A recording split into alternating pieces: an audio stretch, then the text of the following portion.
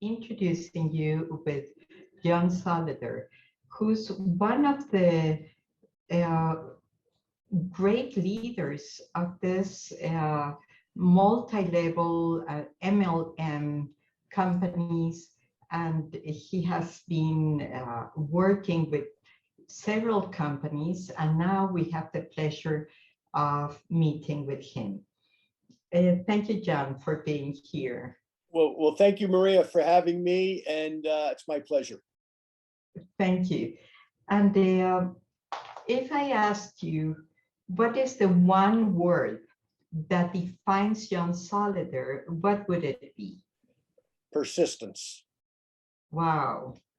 Can you picture the word persistence out for us?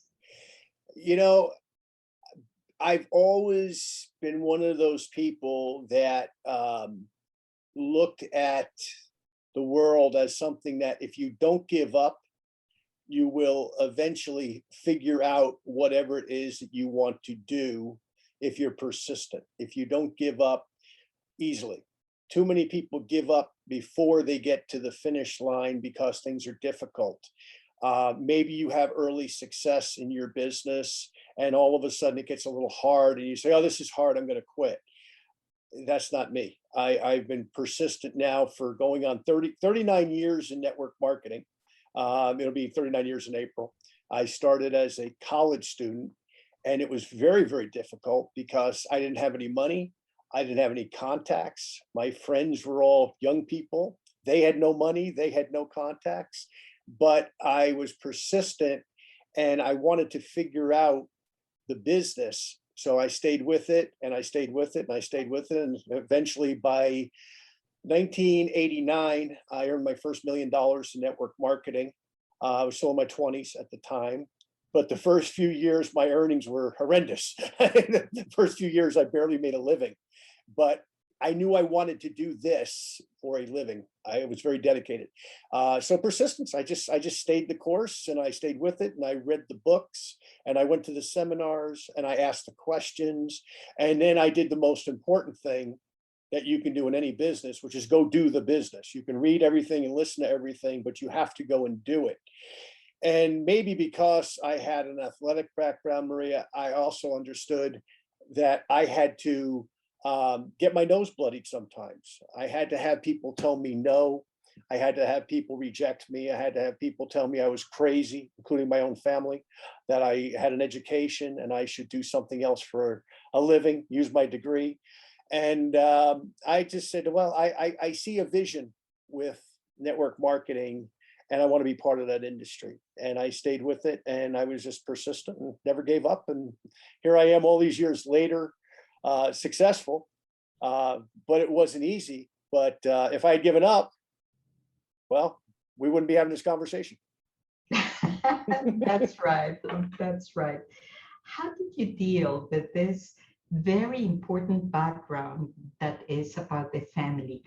I remember when I said to my mom, I want to open a language course, a language school. And she said, come on, Maria Teresa, you don't even speak English. And so the fight was quite strong because I said, okay, this is the most important vision around myself is my mom. And here I have to fight this vision. How did you deal with this? Wow, that's a great question. Well, first of all, my parents were not formally educated people. They had graduated high school, went to work for a living. They were both World War II age people when they met, and they got married kind of young on top of it, had my sister and my other sister and then me eventually. So they had no business background whatsoever. They only ever had jobs that other people gave them. And they had to settle for what everybody else gave them. So my argument back was, well, I don't want to be like you, that I have somebody else tell me when to get up, when to go to sleep, when to show up. I want to work for myself. And they had some very strong opinions about that. Second, I was the first person in not only in my mother and father's family, but in the overall family, including my uncles and my aunts that were my mother's sister and my father's brothers and sisters, that had an education. I had gone to Seton Hall University in New Jersey, graduated 1983, got introduced to network marketing, and they were like, you need to use your education. And I said, well, I am going to use my education because my education was in communications and journalism. So I said, well, what better place to be than self-employed, where I'll have to communicate with people to build my business. So we had those arguments. Second to that, though, they brought in a outside source, which was my then brother-in-law, which my sister has since divorced, but he is the father of my nephew and niece, so he's still kind of part of the family. And he had a lot of education. He had graduated from Notre Dame University, and he had a master's degree from Columbia University. So very well-educated guy. And he had joined a multi-level marketing company and not had any success. He'd done it for a very short time. And he came in and he told me all the reasons why the business was not going to work for me. And he had some good arguments, to be honest with you. He had some very good arguments.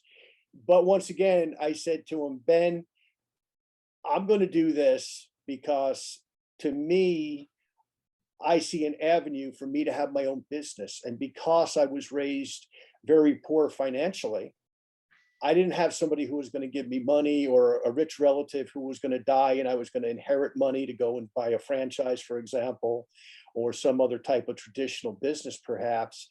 I saw network marketing as, for me, a lower middle class upbringing, that I could start the business and build the business from my bootstraps financially. I didn't need a lot of money. What I needed to do was learn how to employ myself, learn how to work hard, learn how to communicate with people, learn how to be a good student of people who were already successful within my company, within the industry. And I took all of those things and I said, I sat in college for 4 years and I graduated on time, even though I had started at one school and finished at another. I had nonetheless sat in front of a lot of very good, very smart people. But there wasn't one person, Maria, that said to me, hey, John, let me show you how to make a living with all the stuff I'm teaching you. Nobody ever said, let me show you how to go out and employ yourself. Let me show you how to talk to people so that they say yes to what you're offering. So I had to learn all of those things. And network marketing, I found an avenue of people and information that was out there that allowed me, and this is way back in 1983, by the way, that allowed me to learn the business as I was building the business, and the information was there. Second to that, I saw some very humble people that have been successful. So what I kind of ascertained from that was that you did not need to be anything out of the ordinary. You didn't need to be great looking. You didn't need to be super smart. You didn't need to be super educated. You needed to work hard, and you needed to learn how to employ yourself. And I kind of took all of that in and said, well, if they can do it, I can do it. Why are they any different than I am? All I need to do is kind of do what they do. That's worked, duplicate it, and I'll be successful. And that's primarily what I did 1983, 1984, 1985. I had some good mentors. I had some people that taught me the business. I had some other people that taught me the business indirectly that I listened to. And before I knew it, by 1989, I was successful. I became the top distributor in the company I was in at that time. Did very well financially, took the business around the world. And people would say, wow, you're so young. I said, I'm not that young, though, in the business, because I've been doing this full time since 1983, every single day. So yes, my driver's license showed a young age, but my experience at that point already was really about 6+ years of really full-time effort in network marketing. Wow. And yeah, whenever I ask the coaches I'm working with, or the top leaders I'm working with, is, where do your roots come from? Of course, your parents, but then I ask, what did you admire those days before you were the successful man you're now? At 17 years old, I had major back surgery. And I was in the hospital in New York City. I grew up in northern New Jersey, and I was in a hospital in New York City. And my father had come across a book by Dr. Norman Vincent Peale called The Power of Positive Thinking. And it was the very first book I ever read about self-development. I didn't know it was self-development at the time. I just thought it was a book written by a famous pastor, and I read it. And I remember in that book, Maria, that he said, and this has stayed with me from there until now, all these years, that if you think you have problems, go to the local funeral parlor or old people's home, and you'll realize you don't have problems. And I looked at that and I said, that's a starting point.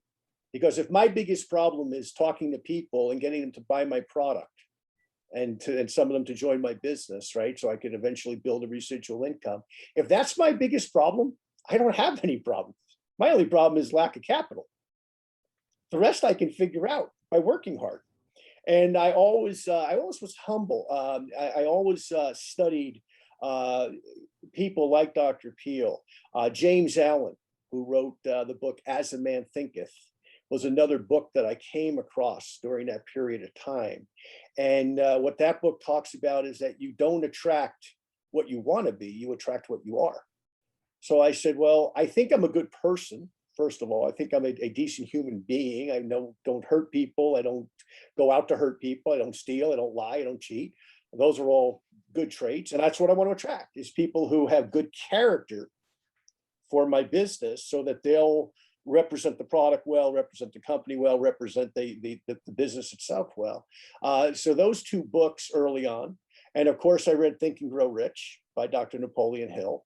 And it opened up my eyes to the fact that, once again, all of this great knowledge was there. All I needed to do what the Bible said, right? Seek and you shall find. It was there. It was already written. It was already said. I didn't have to invent it. All I needed to do was open the books and read them and take good notes and ask good questions of other people who had read them that maybe had more experience in both life and the business. So I had some great mentors, and those mentors, they led me to find out more about, books and authors at that time. Back then, recordings weren't a big deal in the 80s. I mean, they existed on cassette tapes and things, but I didn't buy them. I bought the books. And behind me here, I've got my backdrop for my show, of course, but behind me in my office here, there's 7,000 books. And if you went through any of them, whether I read them last year or 40 years ago, you'll find the yellow markers. I go through with the yellow highlighter. And the reason I think people should, to this day, read the actual books is the fact that, once again, you can't mark up your Kindle, but you can mark up the book. So you go, here was an idea that maybe changed my life. And I got introduced along the way there to a lot of great people. Larry Thompson, who I had breakfast with today, became my first mentor in network marketing, still mentor and friend all these years later. Got introduced to Jim Rohn, the great Jim Rohn. And I heard statements that Larry Thompson said, quoting Jim Rohn, and this was one that has always stayed with me. And that was, for things to change, you have to change. And for things to get better, you have to get better. And I heard that for the first time in the summer of 1983, that statement. And what that told me was that all the excuses that I could make didn't really matter, right? That I had to change me. I had to change my thinking. I couldn't blame whoever the president was at that time. It was Ronald Reagan. I couldn't blame him for my lack of success. I couldn't blame my parents because they weren't in network marketing. I couldn't blame my upline, okay, because most of my upline, for the most part, quit the business, okay? So they weren't there to really teach me. I couldn't blame any of them. If I was going to succeed, it was up to me. The information was out there. I had to do the work. And once I got that message, which I got early on, fortunately, once I got that message, it was real clear to me. And the other thing that was interesting, you'll find this when you get a chance to read my books, is my college commencement. I was very blessed to have Ronald Reagan as the keynote speaker. And when you talk about a mentor, now I did get a chance to shake hands with him for 2 seconds, right? So I can't say I really met him. I shook hands with him with thousands of other people. But President Reagan spoke about the fact that way back in I think it was 31, that he had graduated from college, and height of the Depression, right? If you think about history, right? The world was a real mess, needless to say. And he went back and he became a lifeguard, back where he'd been a lifeguard the previous couple of summers, to make money. And he met a man who told him, and they used to call him Dutch in those days, even though he wasn't Dutch. It's kind of funny, he was Irish, but they called him Dutch for some reason. But then the guy said to him, Dutch, if you want to succeed in life, you have to find a mentor, and you have to find a business that you're passionate about, and let that mentor teach you. And that day when President Reagan said that, there were about 4,000 of us between, students, parents, Secret Service, media, you name it, at this event of my graduation. But when President Reagan said those words, Maria, what that told me was that I was already in network marketing for about 30 days at that time, that I was in the right place because I was learning some things, some concepts from people that I had not heard in my parents' home, or frankly in college, even though I went to a great college. Nobody ever talked to me about, hey, the success is up to you, guy. It's not up to the other guy. It's up to you. You do the work and you will succeed. And that's the wonderful thing about not only network marketing, but capitalism. You do the work, you will eventually succeed. It might not be as quickly as you like. You might have to be persistent for almost 7 years before you really start to make money. Oh, well, that's called life, right? So that's kind of where I came from, where a lot of great mentors, a lot of great teachers, a lot of great books, a lot of great information, a lot of great speakers. And the other thing, and it's interesting, I did this, and when I eventually would meet Jim Rohn, he was a big advocate of this, and that is that I wrote everything down in journals. I have hundreds of journals of notes that I've taken from speakers, not just network marketing, by the way, politicians, great speakers, business leaders, yourself. When I met you, I have about 7 pages of notes from your lecture, single spaced, right? And anybody I can learn from, because I don't know who I'm going to learn from today. But if I write it down, what happens with their information is it becomes my information. And all of a sudden I realized, hey, wait a minute. These journals are my further education past my formal education, so that I'm going to be learning the rest of my life ideas and concepts that I can apply to my business. But more importantly, I can apply them to my life. I'm a father, I'm a husband, I'm involved in our community here where we live.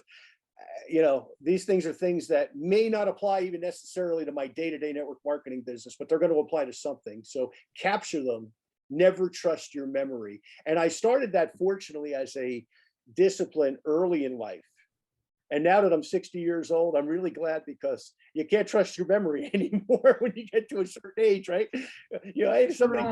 Somebody said something really great. I just don't remember who it was or what it was that they said, type of thing. So now I really write everything down, because that way I've got it on paper and I can go back and read it and say, okay, here's what I think they meant, So yeah, that's kind of who I am. These are such easy rules, you say. You make them sound like easy, but all of them created your strengths. And there I see the sign, leaving nothing to chance. Would you express what are your main 3 strengths, John? I would say number one, that I'm an advocate always of self-development. I believe self-development is a lifelong discipline. It doesn't matter the amount of money that you have, or that you've made, or that you've kept. When you stop developing as a human being, they might as well close the lid on the coffin, because that means that you think you know it all, and you don't. You learn till the very last second, number one. Number two, I've always been a competitor. And when I was younger in life, I was an athletic competitor. I still compete in some sports now, but not really against other people, more against myself. I do some powerlifting and running and things, competitively, but I'm competing with me as opposed to another human being. But because I think competition drives you, you have to be competing with yourself every day. When you look in that mirror early in the morning when you get out of bed, and you say, what am I going to do today to make the world a better place? What am I going to do to make myself better at my craft, in my case, network marketing? What am I going to do to influence other people properly, whether they're my downline, whether they're people in other companies, or whether they're my children? What am I going to do today to be a positive influence on other people? Okay. And I think that's really important, that we continue to compete with ourselves to constantly improve and get better. And thirdly, a little thing I learned from Tony Robbins, CANI, C-A-N-I, constant and never-ending improvement. How do I improve? How do I read? What do I listen to? How do I make myself better? One of the things that I do is once again, I take a lot of notes, and in taking a lot of notes, I always make sure that in those notes, I kind of highlight for myself what it is that I thought I needed to write down. Okay. And that's constant and never ending improvement. Once again, is I'm improving my mind constantly. I'm improving ideas constantly. I'm taking what other people have done, and in some cases making it my own. And how can I take from somebody else's knowledge and apply it in not only my business, but in my life once again? And, how do I constantly improve? That's the biggest thing is, and that improvement is everything from statements I learned from other people. Like, for example, on my desk here, I have this one. Okay. It says, you can never out-train a bad diet. Okay. Because like at one point in my life, I was 70 pounds heavier than I am now. And I'd hurt my knees and had multiple surgeries. And anyway, I wound up sitting around and gaining a bunch of weight when my children were real young. And I constantly remind myself, and I don't always do it, like most people don't, but you can't out-train a bad diet. You can go to the gym all day, but if you're eating a bunch of junk, your body is going to not get the results that you're going to get if you're eating a good diet, for example. So I remind myself of that. I remind myself when I interviewed a gentleman named Ben Gay, real name, by the way, Ben Gay III, that Ben Gay had been the last protege of our great Dr. Napoleon Hill. And I said to him, what 3 things did you learn from Dr. Hill in 2 years? Spent 2 years with him every single day. And he said, number 1, integrity in all things. Number 2, focus at all times. And number 3, to take action. So I wrote that on a little, here, maybe your audience can see it. I'm not sure, Maria, with these backdrops, but little sticky notes, right? Which we all have. And I stick them on my computer and constantly remind me of these things. So once again, while I'm doing that, I'm always training my mind to get better and improve. That is wonderful, wonderful. And actually, somehow we are taught to learn everything. But when you take this into action, nothing stops you. And my next question is, what would be the secrets for being a successful MLM? I guess the secret is that there's only a few things you need to learn. Number 1 is to be a good sponsor. Okay. To be a good sponsor, you have to become a good friend. Okay. I don't mean a good social friend, but a good friend to the people that you sponsor by asking them the right questions. Why did they join your business? Okay. What do they see in it? What's in it for them? Why do I say that? Because I have to guide them properly. If they join because they like your product and they said, look, I really want to be able to afford the product, but I don't want to have to pay new money for the product. Show me how to make enough money to pay for the product every month. I don't need to talk to them about making $5,000 or $10,000 per month, because that's not where they are. I have to meet them where they are. If they only want to make, $500 a month, then their commitment to the business is much lower than somebody who wants to make 5,000 or 10,000 or big money. So I have to meet them where they are. And the only way I can find that out is to talk to them. Hey, where are you at with this? Oh, well, hey, I only want to do this part-time. I really like the product, but hey, I love teaching school. I love driving a truck. I love doing construction. I love what I do, but I'd like to make enough money to afford the product. Okay. Now, conversely, if somebody says, And we're seeing a lot of this, obviously, within the COVID economy, right? A lot of people have lost jobs. A lot of people have lost careers, and they're saying, hey, I need to make serious money. So to me, serious money, let's say 5,000 per month would start to be serious for most people. That's a whole different level of work that I need to do with them and they need to do with me in terms of getting them there, in terms of how many people they need to talk to per day. That's number one. Number two, I teach them some basic skills such as the 10 penny principle. The 10 penny principle is you put 10 pennies in your left pocket first thing in the morning. Every time you talk to a new person, you take one from your left pocket, you put it in your right pocket. What does that create? And you'll appreciate this with all of your training. It creates habits, the good habit of talking to 10 new people per day. Now, if they do that, I don't care what multi-level company that they're in, they will be successful because they'll develop the habit of constantly talking to 10 people per day. I mean, if you think about that, if they did that 5 days a week, even Monday to Friday, that's 50 people a week, 200 people a month, 2,400 people a year. Let's just say that 10% of those people decided to buy their product and or become a distributor. That's 240 people that they would enroll in their business. Realistically, that's a very, very high number. Most people are never going to do that. But if you think about that and say, hey, 10% liked it enough that they joined one way, shape, or form, customer or distributor, or customer, and eventually become a distributor. That's enough people that you're going to force momentum into your business by doing that. And that's what I did. I've built 5 network marketing businesses over 38.5 years. Every one of them, I started with that same concept of the 10 penny principle.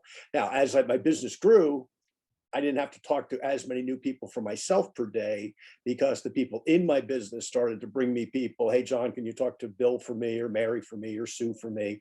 And of course, the business grows from there exponentially, but in the beginning, that's what I always did. And that's really what they have to do, is talk to people. Now, these days, talking to people can include text messaging and emails and all the things that we didn't have when I started all those years ago. But communicate with 10 people per day. Next thing is, make a list every night before you go to bed of the top 6 priorities that you have in business for the next day. Last thing, you brush your teeth, say your prayers, do whatever, write down those 6 things, and then prioritize 1 through 6. You might just go, 1, 2, 3, 4, 5, 6. But when you do that, before you, put the lights out, say, okay, I have to talk to 10 people, but gee, I talked to Mary today. She's going to give me a decision tomorrow. Well, Mary would be a 1. Okay, I would make sure that I talk to Mary tomorrow because Mary's ready to make a business decision to join the business.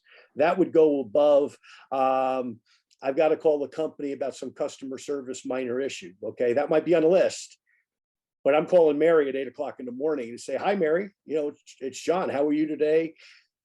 Are you ready? You ready to get going? You ready to start making some money together, right? Prioritize, okay? Those are the most important things, is talking to the new people that are ready to join your business every day, and prioritize the rest of the list. That's something I learned from Tom Hopkins way back, the great Tom Hopkins. And Tommy taught me that, and I started doing that way back in the 80s, and I still do it to this day. And I do it now because at 60, I may think I have all these things to do tomorrow, and I get up and I go, now, what are they? But if they're written down, I go, okay, those are the things I have to do. Everything else I might want to do, or I may do, but those are have to do's every single day. And I still do that, to this day, and all these years later, and it's helped me to be successful. And then I think the other thing, if there's a secret, is continue to sponsor new people. Where people's incomes go down in network marketing is when they forget that they have to talk to new people and bring new people into the business on a consistent basis. Because what happens a lot of times is they hit a certain level of income and they fall into a comfort zone. So let's just say that that's $10,000 per month US, right? $10,000 a month, most people can live on that. And they get really comfortable. And all of a sudden, somebody quits. Somebody gets sick. Somebody dies. Somebody gets old and says, I don't want to do this anymore. And all of a sudden that 10,000 becomes 7,000.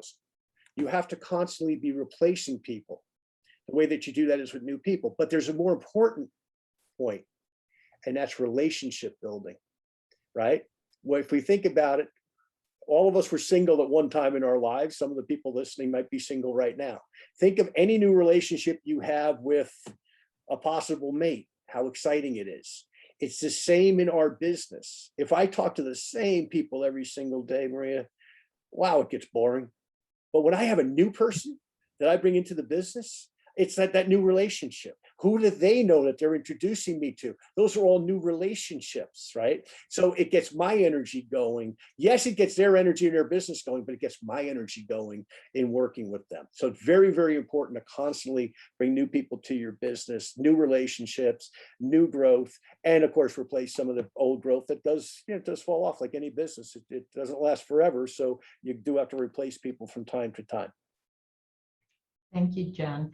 I got very good recommendations about you for being such a good mentor or coach by developing your teams. What makes you different, John? I think a couple of things. Number one, I'm still really motivated after all these years. I still love the business because to me, the business is people. I don't sell a product, okay? I deal with people and I grow people. And if I'm growing people, I'm never going to stop doing what I'm doing until I either can't do it anymore because of age or health, or I don't want to do it anymore. Well, how do you ever stop? If you love people and you love humanity, how do you ever stop trying to grow people? So to me, the most important thing is that I'm growing people. When I see people grow, and sometimes they come back and they say, you said this at this meeting. I don't remember. But I said something that impacted them enough that they took that one idea and it turned their life around. It turned their career around. It turned their finances around. It turned their situation around, maybe at home. Maybe they could send their kids to a better school. Maybe they could save for retirement, whatever it happened to be. And they come back and they say, you said this or you did that. Okay. And you go, wow, I had that impact on you. I didn't realize it. And to me, that's the thing, is that we're growing human beings. And when we're growing human beings, there's nothing more important on this planet to me than growing other human beings and making them better not only financially, but not so they can go out and waste their money, but that they can be financial stewards of their money. They can take good care of their family. They can take good care of themselves. They can take good care of their community. They can give back to their community, whether it's, they want to build a local little league field or donate to the local hospital or whatever it is that they want to do with their money or their church group or whatever it happens to be. That to me is really, really important. And I get such a kick out of seeing people grow and come back and say, hey, I got this result or that result, and you taught me this. I didn't even know I taught you that, but thank you for the compliment. That's really important. So I'll never stop doing what I do, because to me, it's just an extension of loving on people. And that's, to me, the most important thing we can do as human beings. Thank you, John. You mentioned that, well, nowadays it's very difficult to raise money. We are living in difficult times. What would be the first advice you would give to a person who wants to work in your line? Well, number one thing I would tell them to do is, and that sounds a little old school, but sit down and think, who do I really want to work with? Okay. There was a book written by a guy named Joe Girard many years ago. And Joe Girard was an automobile salesman up in Detroit, Michigan. And he's still in the Guinness Book of World Records, or he was anyway, as the greatest retail salesperson in history. And he was at a funeral and he realized that he had impact, anyway, he's at this funeral. On the way out of the funeral home, you sign that guest remembrance book that goes to the family of the deceased. And all of a sudden he realized, what two events do most of us have in our lives where the most people come? When we get married or when we die. So he went around in Detroit and he talked to people that in the funeral business and the wedding business. And it didn't matter the faith of the person who's getting married or the person who passed away. Right? Catholic, Protestant, Jewish, Mormon, didn't matter. The number that they came up with was that about 250 people attended either a wedding or a funeral. And it's funny because I read that book in the early 80s, and then I was young at the time, so I went to a lot of weddings. Unfortunately, and this time in my life, I'm going to a lot of funerals. At that time in my life, I went to a lot of weddings. And I would sit there and I would calculate and go, well, let's see, there's 10 people at a table. Yes, about 25 tables. It's about 250 people. He's right. And what that made me realize is that every human being has the ability to lead about 250 other people, because otherwise, why would they be at your wedding? And your funeral's a little too late. So what that told me, what I kind of took from that, from Mr. Gerard's work, was the fact that we've all got that ability to lead 250 other people. Now, do I expect somebody to sit down and write out a list of 250 people? No. But sit down and say, who do I really want to work with? Some friends, some relatives, maybe some people you know locally that are influencers, maybe some people that you know casually on the internet through social media. Get yourself a list of 25, 30, 40, 50 people that you would like to tell about your business. And then let me help you to do either a three-way call or a Zoom call with them, right? Because of the times we're living in, once again, we can't meet a lot of people face to face, unfortunately. And let's do an introduction call. And let me tell them on your behalf a little bit about the business. And the ones that like it will follow through and we'll have further discussion. The ones who say, thank you very much, I'm not interested, we'll move on. No obligation, no harm, no foul. And that's primarily what I do at this point in my career, because of, once again, the times we're living in, can't be as mobile as we once were, unfortunately, right? But, you know, once again, that constant introduction of new people to the brand and to the business. That's what's helped my business. And a lot of people that I coach, both those in my own company and some that are in other companies, that's pretty much what they're doing. And they're all having decent results with it. So that's the real secret, is that constant introduction of new people. But I tell that new person, make that list and add to it, right? Because you're going to always be thinking of new people that you're meeting. Okay, whether you meet them at the gym, whether you meet them at church, whether you meet them walking your dog in the morning, there's always somebody new that you want to add to that list. And maybe you don't want to talk to them today. You're not ready for whatever reason to talk to them today, but get them on the list so you don't forget them. And secondly, don't prejudge anybody. And this is really important. People say to me all the time, well, what kind of people are we looking for? The answer to that would be people who are dissatisfied. What does that mean? It means they're dissatisfied with some aspect of their life. They could be their health. That could be their income. That could be, hey, my income, and this is where people prejudice themselves sometimes against some of their prospects. Well, I know my lawyer, he's really successful. He makes a lot of money. Yeah, but he might hate what he does, and he might be stressed out all the time. Okay. Or my chiropractor, or my dentist, or my whatever, fill in the blank. They're really successful. My brother's really successful. Yeah, but he might hate his life, which means that he might be willing to at least consider something like network marketing as an alternative, maybe part-time to start out, maybe full-time. I don't know. You can't make that decision for them. Some of the most successful people that I've had in my businesses, and I've had five businesses over the last, 40 years. Some of the most successful people I had were super successful already doing something else. And they added my business in to what they were already doing in a limited amount of hours that they could have to work the business. And they became, once again, successful in the network marketing business while they still held on to their other business in many cases. Because that's the other thing, is that we go, well, so-and-so, he's already got a business, he makes a lot of money, he's successful, his wife's successful, they don't need this. Not up to you to decide that, up to them to decide it. And what you're going to find, folks, listen to this well, busy people get things done. Busy people know how to allocate their time. They might have an hour a day. All right. And I'll give you one fast story. I had a couple in my business from Edmonton, Alberta, a number of years ago. And they were in the agriculture business. They actually were in the bull embryo business. And they had about an hour a day that they could work the business. They became one of my top producers. And I used to say to the guy, his name was Jack, the guy that I was working with. I said, Jack, how do you do what you do? He goes, well, when I get on my plane, I get his own airplane to fly around with the bull embryos that he was working with. When I get on my plane, a lot of times I have to sit and taxi or I have to wait at the airport to, to fly for whatever reason, weather related or whatever, especially in that part of the country. He said, and I would make it my phone calls right then. Well, picture the impact if a guy's calling you from his own airplane that he owns, and he calls you and says, Maria, let me tell you about this business I'm involved with. And it's not the business that bought the airplane. You're going to listen because, Jack's got his own airplane. He's already successful. I better listen to what he has to say because maybe he's got something I can be successful with.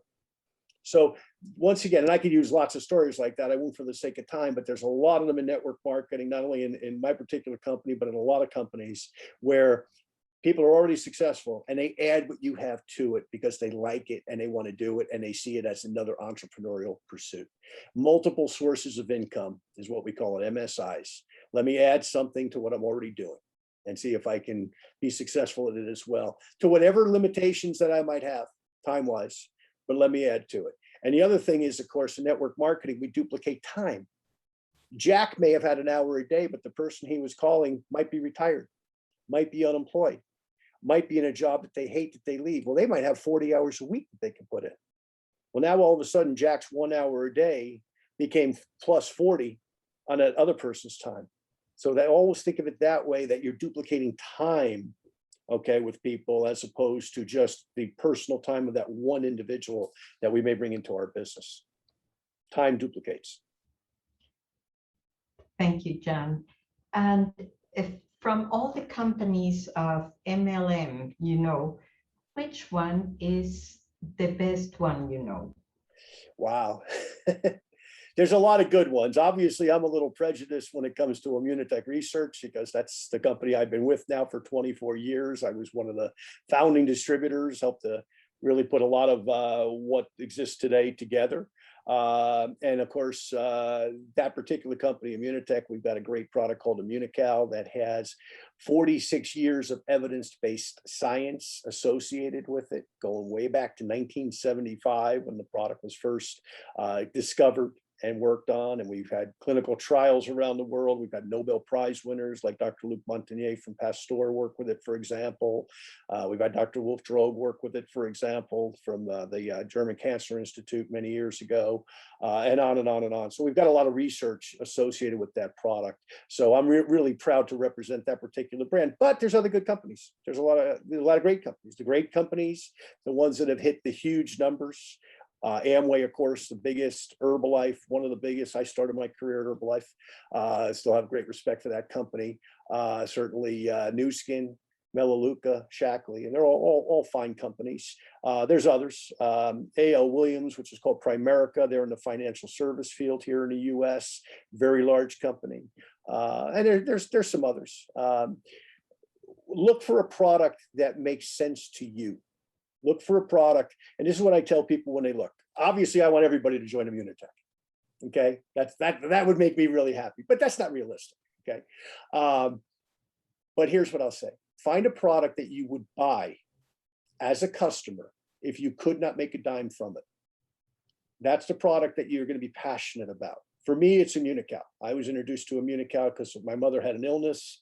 We were introduced to the product. One thing led to another. Eventually, I found out it was network marketing and just decided I wanted to help to build the company very early on.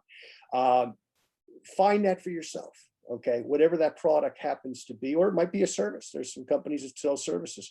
Find something that will get you up early in the morning and send you to bed late at night that you want to talk about and share with the people that you know.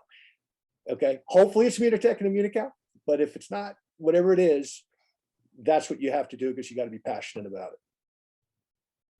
I tried it when I met you for the first time of my life, and I had a glass of water with this Immunical, and oh my God, I started seeing clearly. I had lost my vision partially. And suddenly I started seeing everything bright and shiny. And I said, oh my God, I want to use this. And I want to, I wanted to become a doctor. So this is a product that makes sense to me. But I think it's easy to persuade people of joining the team of Immunotech. because it's an excellent product. I have been invited by several companies to work with them, but actually Immunocal is, I think, the one that really moves me. So Well, yeah, I hope you're going to join us. I will. I definitely will, John. I, And I think you'll be happy if you do, and I think your listeners will be happy if you do too, because what they will find with Immunical is that there have not been any T's that have not been crossed or I's that have not been dotted when it comes to the product itself. I mean, we have had research done not only by the gentleman that I already mentioned, but we've done things, for example, with brain studies that we're doing with Dr. Linsman, for example. We've done studies, obviously on just about everything related to the immune system. We have a new study on autism that is just coming out. So, when you look at it, if you want something, and this was my decision way back, Maria, I wanted to not be embarrassed by the product that I sold. There are products in network marketing. I wonder how people sleep at night, because it's like, why would you bother to even sell something that you could buy in the local convenience store? Why bother? Like, you're competing against whatever. And it's not that the product's necessarily silly, but they'd be difficult to sell because what's your point of difference? And for me, Immunical made so much sense because I understood scientifically that this product was built on the shoulders of these great scientists, Dr. Bunos and Dr. Kongshaven, that started this project back in 1975 as professors at McGill University, part-time. And in 1978, the first research paper was written. In 1996, we started this as a commercial business. And early 1997, my mother found out about it via her doctor. And one thing led to another, and we wound up joining the business a few months later, and the rest, as they say, is history. But that's what I wanted. I wanted something that I would never, ever, ever be embarrassed to take to my medical doctor friends, my professional athlete friends, or everything in between. Once again, if you have an immune system, Immunical is a product you need to know about. And if you're listening to this, you have an immune system, just in case you don't know that you have one, you have one. And Immunical will definitely help you. absolutely, yeah. And so far, I love it, John. And I think I will be a very strong promoter of this product. Great. And what is the fastest growth you have seen? Whoops. I'm sorry. I lost your screen for a second. Yeah, sure. Okay, ask the question again. What is the fastest growth you can see, you could see in with the people you work with? Is there an example that is extraordinary that in a very short time accomplished a big success? Well, we've had people who've joined the company who have gotten to our senior platinum level, which is our highest level, in 2 years or less, which is phenomenal. And we've seen that in a number of countries, the United States, Mexico in particular, but we've seen some people in Colombia and the Dominican Republic that have done it recently. We're seeing people in Europe that have the ability to do it. And how fast they will or won't be able to do it, who knows? But we see some people who are certainly on track for it. So that would be, to me, the biggest success stories are the people who do it in 2 years or less to get to that position. I have a young lady I'm working with right now who, her first month, she was the top recruiter in the company. The second month, she was the top recruiter in the company. And she actually lives in a state that's very, very small. So she's done that, continuously, in multiple different markets, not even the markets that she lives in. So yeah, we've seen it done in 2 years or less to reach the top of our compensation system called Senior Platinum. Wonderful, wonderful. Well, John, I am looking forward to being in touch with you regarding the business itself. And if you don't mind, I will put this conversation in our platform for many people to watch it. Great. Well, and we hope they all join Immunotech, and you know, and they gain something from today. And you know, once again, network marketing has been a blessing to me and to so many other people around the world that without it, I'm not sure how my life would have turned out. I'm not sure how a lot of other people's lives would have turned out, but we feel like we have the right ingredients, not only with Immunotech, but in network marketing to really help a lot of people to better themselves. Yeah, and this is the prognosis for the future. Nowadays, we're going to have more MLM companies than ever. And if you are able to work with such a professional company and a wonderful product, I think many people will benefit of it.